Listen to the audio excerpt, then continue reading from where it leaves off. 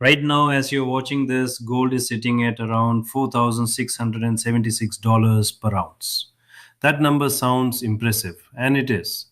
But just 3 months ago, on January 29, 2026, gold hit an all time record of $5,595 per ounce. That means the metal you're watching has shed nearly $1,000 from its peak in just 10 weeks. So, the question that every investor, every trader, and every person with gold in their portfolio is asking right now is simple: is the bull run over? Let's talk about what actually happened because the story starts long before January. Gold climbed an extraordinary 29.5% in the month of January alone, reaching that intraday record of $5,602 per ounce. Bullion Trading LNC.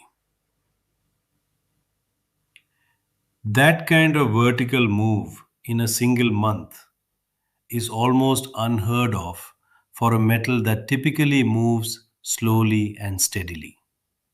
The drivers were stacking on top of each other: geopolitical fear from the Middle East conflict, a weakening US dollar, persistent inflation, and central banks around the world quietly but aggressively loading up on gold reserves. The market got euphoric. And when markets get euphoric, what comes next is never comfortable. After that January peak, gold gave back roughly 10%, while silver fell over 30% from its record. Bullion Trading LLC. Now, in early April, gold has stabilized in the $4,522 to $4,784 range this week alone. And just yesterday, it dropped $108 in a single session, a 2.27% decline. So, what's pressing on the price right now? There are three forces working against gold at this exact moment. A stronger US dollar and rising treasury yields are making gold less attractive to investors, while easing tensions in West Asia have reduced the immediate safe haven premium that drove prices to record highs in March.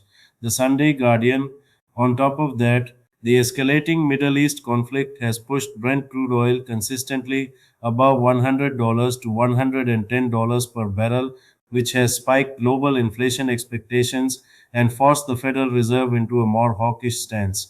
Markets have now priced in zero rate cuts for all of 2026. MQL5.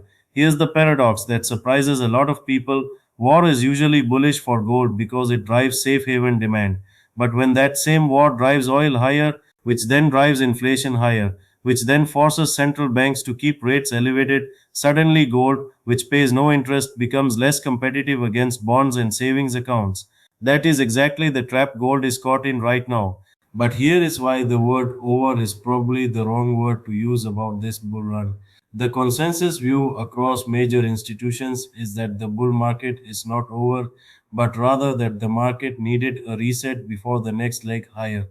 Bullion Trading LLC. Think about what gold has actually done. Gold prices posted continuous gains in 2025, climbing as much as 55% and surpassing $4,000 per ounce for the first time in October of that year. JP Morgan, even at today's crash price of $4,676, the metal is still up roughly 54% compared to where it was 1 year ago. That is not a broken bull market, that is a bull market catching its breath. JP Morgan's position is clear. While this rally in gold has not and will not be linear, we believe the trends driving this rebasing higher in gold prices are not exhausted. JP Morgan, they are forecasting gold to push toward $5,000 per ounce by Q4 of 2026. Goldman Sachs has raised its end of year target to $5,400, while Wells Fargo is even more aggressive, forecasting $6,100 to $6,300. US gold. The structural reasons these institutions remain bullish haven't changed. Central bank and investor demand for gold is set to remain strong, averaging around 585 tons per quarter in 2026, with approximately 755 tons of central bank purchases expected for the full year. JP Morgan China, Malaysia, South Korea, Countries that went quiet on gold buying for years have quietly resumed accumulating reserves. That kind of institutional, policy driven demand doesn't vanish overnight. Technically, the picture is mixed but not broken. Gold is trading below the psychological $4,700 level and the 21-day moving average of around $4,820, with a bear cross forming where the 21-day SMA has fallen below the 50-day SMA. But analysts read this as a correction within a broader uptrend rather than a full trend reversal. Is a bullion the key level to watch on the downside is around $4,230, which is where the 200-day moving average sits and where serious institutional buying is expected to return. On the upside, a clean break above $4,760 would shift momentum back in gold's favor. The week ahead is critical. The FOMC minutes drop on April 8th, followed by US GDP data and the consumer price index. Any dovish signal from the Fed, any hint that rate cuts are back on the table, and gold could move sharply higher within days. Now let's talk about silver, because this is where it gets really interesting. Silver reached $121 per ounce at its January peak before pulling back more than 30%. Bullion Trading LLC. As of this week, silver is trading near $70 per ounce. The near term technical structure for silver favors sellers, with prices well below both the 50-day and 100-day moving averages, and the RSI sitting around 42, suggesting continued near term pressure with key support at the psychological $70 level. Is a bullion, but the long term story for silver is arguably more powerful than gold's. BlackRock maintains a constructive outlook on precious metals, with solar photovoltaic technology now accounting for nearly 29% of total silver industrial demand, up from just 11% in 2014. And electric vehicles, data centers, and AI infrastructure are all expected to remain key demand drivers through 2030. Dever Group, after breaking above a key resistance zone following a 120% surge in 2025, silver has entered price discovery territory, with a fifth consecutive year of structural supply deficit and accelerating industrial demand supporting targets beyond $65 and potentially higher.